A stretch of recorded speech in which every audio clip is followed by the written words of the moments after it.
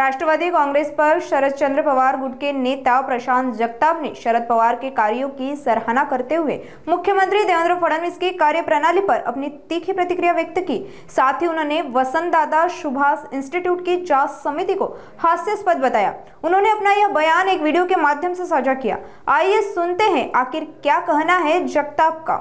आदरणीय शरद पवार साहेबांच्या नेतृत्वाखाली अध्यक्षतेखाली वसंतदादा शुगर इन्स्टिट्यूटने मागच्या 30 वर्षांमध्ये या राज्यामध्ये आणि देशामध्ये एकूणच खूप क्रांतिकारी निर्णय घेतले। ऊस उत्पादक शेतकऱ्यांना दिलासा देण्याचं काम, नवीन जी काही पिकं घेण्याच्या संदर्भात किंवा याच्यामध्ये जी काही नवीन संकरित ऊस शेती होतीये या संदर्भामध्ये खूप चांगल्या पद्धतीने मार्गदर्शन करण्याचं काम हे या संस्थेने पवार साहेबांच्या नेतृत्वाखाली केलं।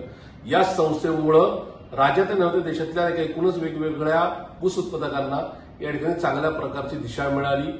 चांगले साखर कारखाने निर्माण करण्याकरता किंवा साखर कारखाने चालण्याकरता योग्य ते मार्गदर्शन मिळालं। कशा प्रकारे एकूण शासनाची मदत मिळू शकते यासाठीची एकूणच चांगल्या प्रकारची माहिती मिळाली। देशातलेच नव्हे तर विदेशातले सुद्धा वेगवेगळे तज्ञ या संस्थेला भेट देऊन गेले, या संस्थेतून मार्गदर्शन घेऊन गेले। असं असताना मागची 11 वर्ष या देशामध्ये नरेंद्र मोदींची सत्ता आहे। एक महाविकास आघाडीचा 2-2.5 वर्षाचा अपवाद सोडला तर सातत्याने देवेंद्र फडणवीसांची सत्ता आहे। असं असताना यांना कुणी चौकशीपासून अडवलं होतं? ED, CBI, income tax, CID सगळं यांचंच आहे। आणि असं असताना फक्त प्रत्येक निवडणूक आली की काहीतरी त्या ठिकाणी चुकीचं त्या ठिकाणी ढोंगीपणाचं नाटक करायचं।